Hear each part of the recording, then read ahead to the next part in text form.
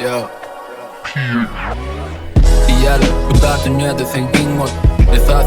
hasiyetin olsun king ol Durman durlusun ya da oturup insan Göz yetirdim hemmeçe yaranıp olan o insan Olyalay deli yekeliga öğrenşen Kaygılam ağıl ya dinleyici bilen bölüşsem Kaçımam ağır ya inamamam könülşen Beni yatlar sesim bir yanlışıp yöneşsem Hemmekşi tanıya yönü yaklayan yok Bardak gerek bolsa yaktayım sonra yan köp Hamala men gerekmişim, hamala men gerek kişi Kömek edem son, tamasam şeylemişim Dost yeğenim, dost sonra yüzüne sereden o Arkandan durlu ya yönü sonra son gepeden o Elimi uzatyan kömek eden o Beysenim olya mı deyip soruyan Şavalya da dost deyip cevap veren Aramızdaki kızgın hava git ya Donup kalı dostluğumuz yönü durmuş devam eder Bana hıçı gerek günlerleri soğab eden Ayak gerek gereklikten ova giden Uluk gerek günlerini içtip tova eden Özüme diyen benim bulayın dova eden Yönü nevisi yap olalay Özüm bilen 5 günüm gelip gider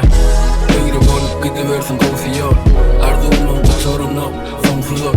Beterinden saklasın duşöyle olsunu Olalay deyip yaşanından kovuyor Allah dileği beladan bizi sorsunlar Düşünmez yalı tomsunlar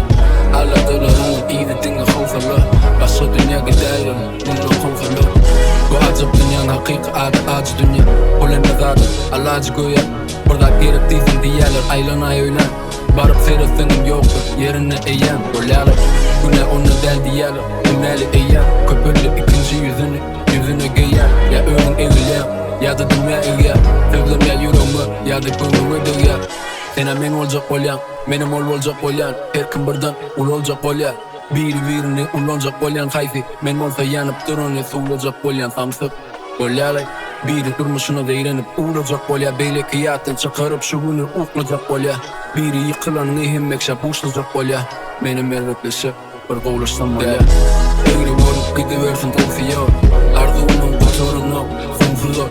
Beterinden saklasın duşöyle olsunu Olyalay deyip yaşanından kovuyor Allah dileği beladan bizi sorsunlar Düşünmez yalı tomsunlar